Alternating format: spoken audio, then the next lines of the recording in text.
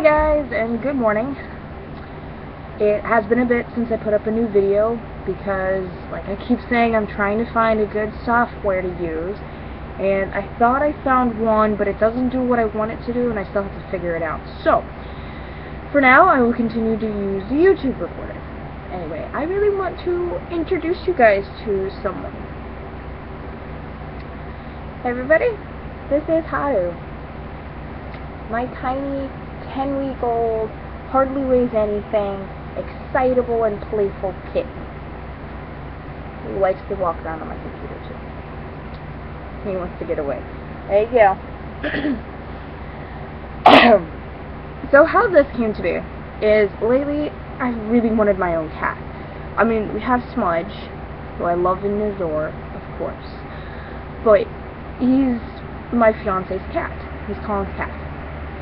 And I wanted a cat for my own. A cat who I can love on specifically and feed and buy his own food. And originally I was planning on getting an older-ish cat, 1 to 2 years, maybe a little bit older if I found one I really loved. Because I know not a whole lot of people adopt cats rather than kittens. And that's not always a really great idea, because it's like, if you get a kitten, it's really hard to figure out its personality early. And it's a lot better to just get a full-grown cat, because, you know, you already figure out its personality pretty quickly. That also helps with naming it. I named it Haru because I thought Haru was a cute name, and not to mention, Haru is actually spring in Japanese, and I thought it would actually be an odd, funny way, because he has a spring in his step. Anyway, so it is a lot better to get older cats, especially because not a lot of people get older cats. Usually it's older people get older cats because they're easier to take care of and they don't have to play with them as much. All that. However, and I was like starting the plans, being like, alright, next check, I'm gonna go buy this cat, I'm gonna go buy it food, all that fun stuff. And my fiance's mom works as a vet technician, I believe, what it specifically is. And she works at a veterinary hospital. And so she comes home one day and says, well, this lady brought in a very tiny, very sickly, flea-infested kitten. We're not 100% sure how it got to that point. We don't know if the lady just found him and he was stray, or if she let him get to that point. We are very much hoping it's just the first one and that she found him like that. Which is what we're thinking also, because she decided not to keep him. And the thing was, he had to, of course, stay there for a bit to start get him better. And, but my fiance's mother said, if the lady doesn't come back, do you want this kitten? I'm like, is that a question? And she sat and just talked about him for a little bit. He's very small, very thin. He's only 10 weeks old. He's all black. He's an American short hair. And he's very sweet and lovable. And I'm like, I'm already in love with this kitten and I haven't even seen it yet. So as it turns out, the lady did not want to keep the kitten. And she just left him there. And so Tuesday night, I had been expecting to get him earlier in the day, because it was already like, we were getting the kitten thing. So I was expecting to get him earlier in the day, because my fiance's mom had a split shift, and she could come home and bring the kitten home with her. But she had given him an antibiotic, and he acted really weird. So what she was going to do was going to go back for her second shift, give him steroids, see if that helped. If it didn't, he was going to stay there overnight. So I expected this to happen, and I was a little sad that I didn't get him sooner, but I would much rather him be, you know, in full enough condition that I can take care of him without being like, I don't know what to do. I mean, basic stuff like feeding him and stuff, and just loving on him. So Tuesday night, around 8:30, 9 o'clock, we get a knock at the door, because me, Colin, and two really good friends of ours were just hanging out, and we get this knock at the door. we're really confused because not very many people knock at our door. Usually they yell for us because there's like 2 sets of 6 stairs to come upstairs, and it's easier just to yell at us. And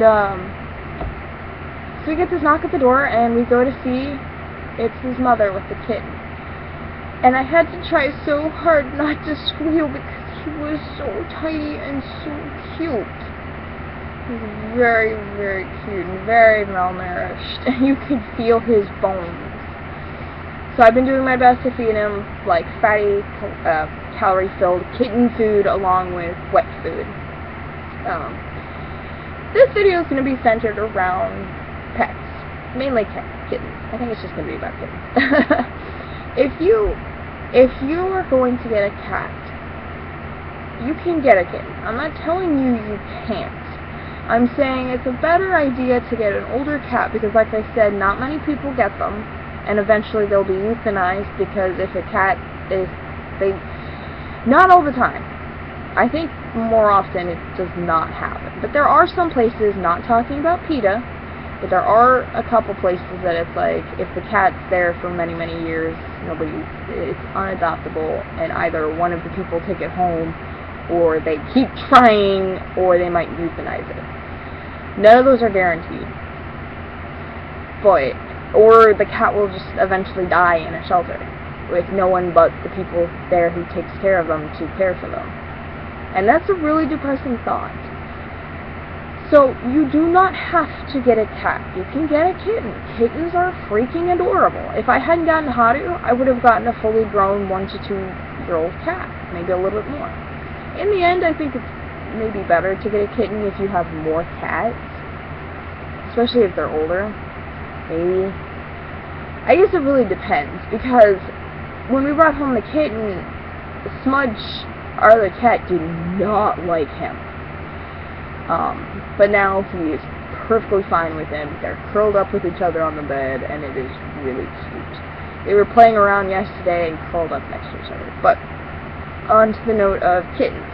If you do end up getting a kitten, you love that baby from the moment you get it. You want to make sure that this cat is not scared of you.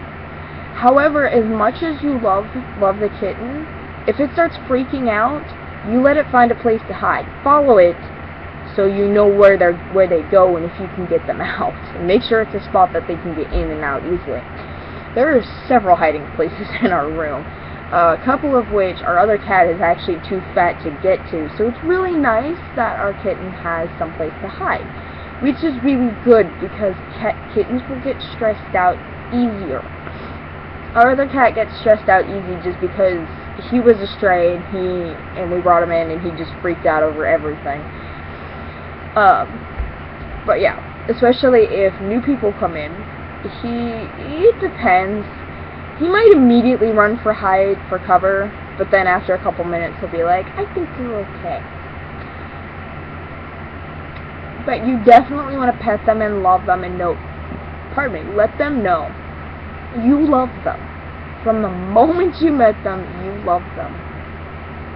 That's a really big important part, especially if you want the cat to be able to love you or, not be scared of you. If you have a really busy schedule, like you work a lot, it might not be a really great idea to get a kitten either because unless someone is at home that can spend time with the kitten at least, a good chunk of the day, then it's really not a good idea, especially if it's like a rescued kitten, one who hasn't dealt with humans very much, a stray kitten.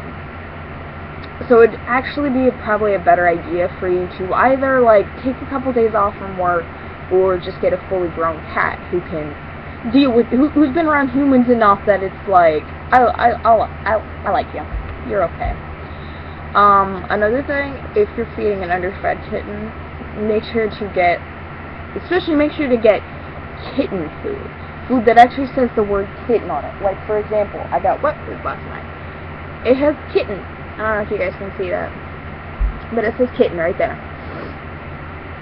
Specifically for kitten stuff.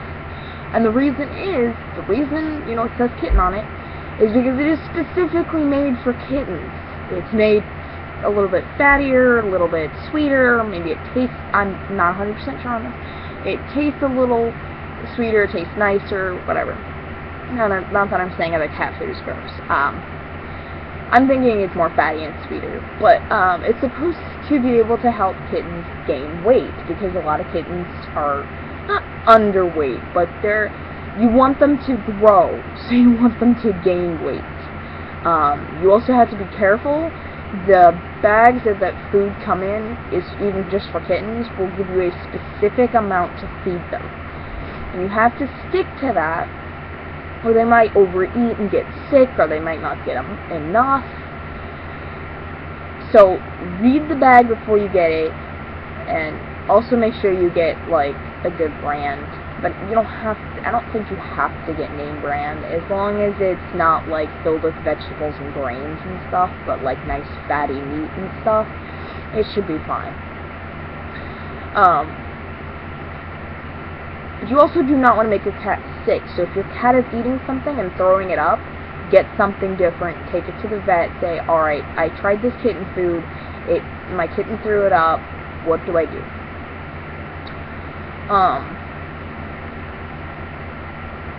And if you have other cats and you're getting a kitten, just be careful, keep an eye on them. At first, they'll probably just hiss at the kitten, and if they're not used to having kittens around, if they are used to it, then great. They'll probably get used to it, like, really quick. But if they're not used to having a kitten around, then, you just want to be very careful about them, because the most they'll do, at least the most Smudge did at first, was hiss at him and run away, because he was just, like, not happy he had to share his space.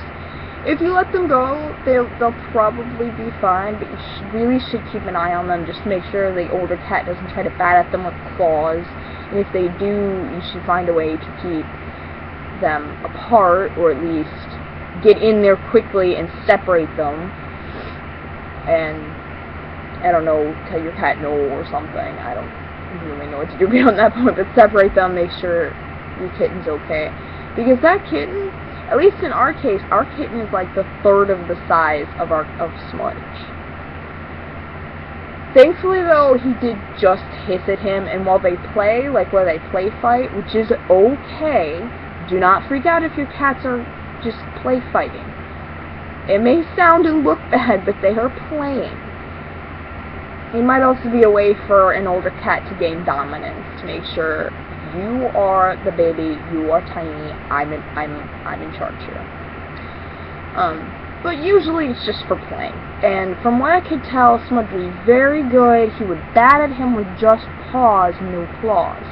At least from what I can see. I haven't seen them playing like for long periods at a time. Yesterday they played all day apparently. But you just have to keep an eye on it. And if you're not sure, check the kitten over for like scratches or anything, or bleeding. Pardon me. Just to make sure. And another good thing you can do if you are really concerned about your older cat scratching your kitten, do not declaw them. This is important. Unless you can absolutely 100% guarantee your cat is not leaving the house, do not declaw them. At least, only declaw one set of claws, like back claw, or declaw their front claws or something. Because if they get out and they do not have the claws to defend themselves, they could be in serious danger. We had a cat growing up named Oreo, funny enough, that was all black with a little white spot on her neck, who we declawed her front paws and just left her back paws, and she was alright. But it is very dangerous for a cat to go out, and especially if you happen to have outside cats, it is especially important. However, there is something you can do to just make sure your older cat does not, like, physically harm the kitten. You can clip the sharp ends of their nails. They'll grow back, I promise you. They're like, unless you declaw them, they're like regular, fingernails. This is something that my fiance's mother's work did, was they just clipped the ends of the nails with the claws to make sure he didn't claw at them. You don't have to do this all the time. It's just if you suspect that, you don't even have to do this. It's just, you know, if you suspect your older cat is actually clawing at the kitten, and you want to do something about it, pardon me, my screen went black, then that's like the biggest thing you can do. But do not declaw your cat, please. There is very difficult to absolutely 100% guarantee your cat will not escape. Like, for example, our cat Smudge. We do our best to keep him upstairs in the room just because, you know, he gets downstairs and eats the other cat's food, and we're trying to get him to lose weight. Also, he is getting more curious about the outside world, and we're worried that he's going to escape and not be able to come home. Although he's really fat, if he got into the backyard, he might just stay put and not be able to run anywhere unless the gate's open. But we don't really want to take that chance. But there is always still a chance that he can escape to outside. He's maybe fat, but he's fast enough that if he got downstairs and he got near the door, he could probably escape. And I'm running way over time on this. In the end, cats are amazing. If you're not a cat person, that's fine. If you're not an animal person, that's fine.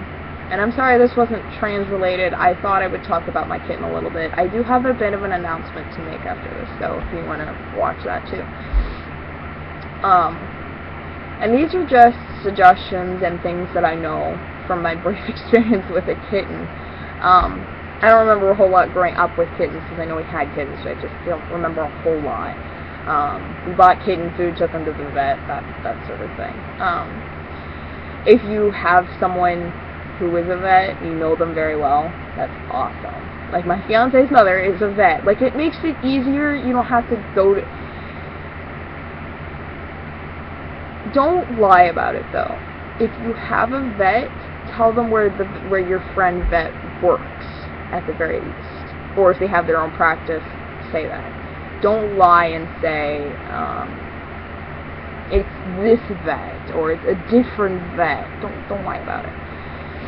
And also, as far as I know, for adoption processes, you have to have a vet. Anyway, I'm running way over time on this. Cats are great. If not, dogs are great. If not, other pets are great. If not, you're still cool for loving pets, and I'm not really sure why you watch this if you don't like pets or animals, but pets are great. If you don't have one, just totally get one. If you need one that you just does not require a lot of maintenance, fish. Just get a filter, get a big tank. Not even a big tank, but at least get one that's big enough that you can get a filter. Makes it easier for cleaning and they live longer. And just throw a couple fish in there. They're not that expensive. A goldfish is like a couple of dollars. You know. Easiest fish. Easiest pet. You know, throw a little flakes in there. They're good. Anyway, as per usual, your gender and sexuality are always valid no matter what. Pets are amazing. I hope you are very safe, and I hope you have a wonderful day, week, year, so on and so forth. Bye.